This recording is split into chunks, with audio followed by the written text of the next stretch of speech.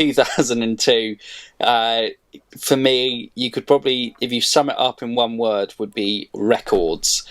And that would be, that went on to win, equaling Fangio's record. Ferrari won 15 out of the 17 races. I believe he broke his own record that he shared with Mansell with 9 race wins in a season.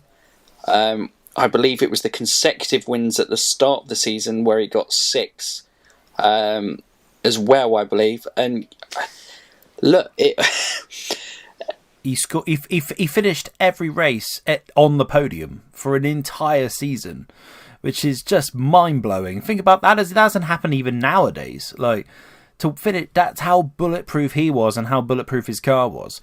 2002 is not his best ever season. I still think maybe it is, because he got it wrapped up so quickly.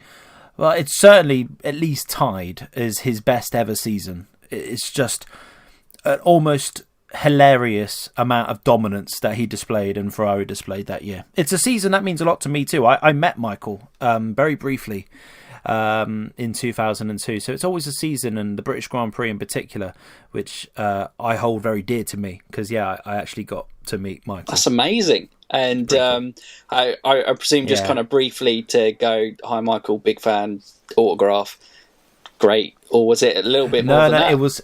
I was 11 years of it. I was 11 years of age, and we had literally spent.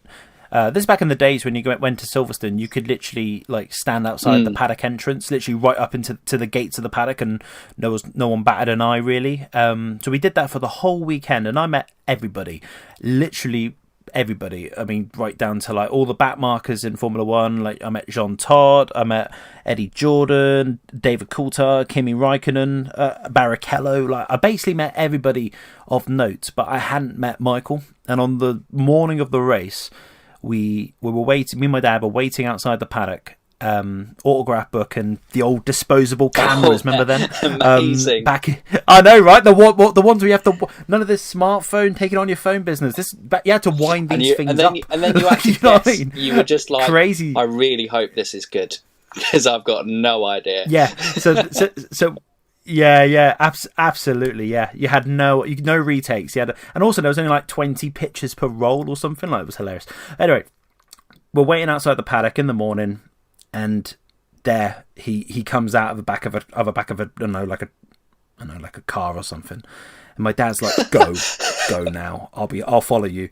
And I'm literally, me and this big group of people sprint up to him, and just get my autograph.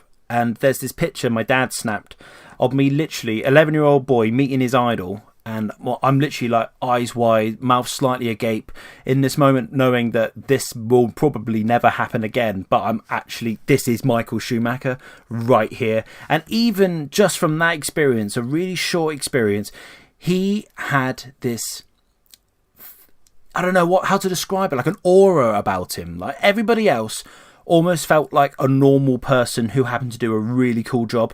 Michael Schumacher felt like one of the world's truly special sporting people. I can imagine it must have been the same meeting Michael Jordan in his time. That sort of sporting individual. And just being in his presence for just a few seconds, especially at this time where he was at the absolute height of his powers, was something I've never forgotten. I will never forget, and I love this picture. I'll put it up on my Everything Racing Podcast Twitter page so you can see it. But it is great, and it's a memory I hold forever. And then to cap it off, he went to win the race, which led. I burst into tears with happiness. It was a very, very, very special day. Yeah, the 2002 British Grand Prix. So that's probably why I always hold 2002 very near and dear to my heart. That's an incredible story, and it's one of the things I love doing podcasts for, because you just hear these amazing stories, and it's amazing hearing what he meant to you, and just that moment. And I do imagine it's the greats have it. I imagine people had it when they met Senna. I imagine people get it now when they see Hamilton. When you become that successful, there is an aura about you. Become, even drivers had it in the paddocks in like the 70s and stuff when Fangio would come into the paddock. Oh, and, yeah. you know, it's crazy, and that is. We'll probably talk about this at the end in terms of I do think that's something that, you know, this generation miss and lose from, because I have no doubt in my mind that he would have still played a big part in the F1 paddock today. Thanks for watching, guys. I hope you enjoyed that little snippet of the podcast. If you would like to watch the full podcast, I will leave a link to it in the description down below.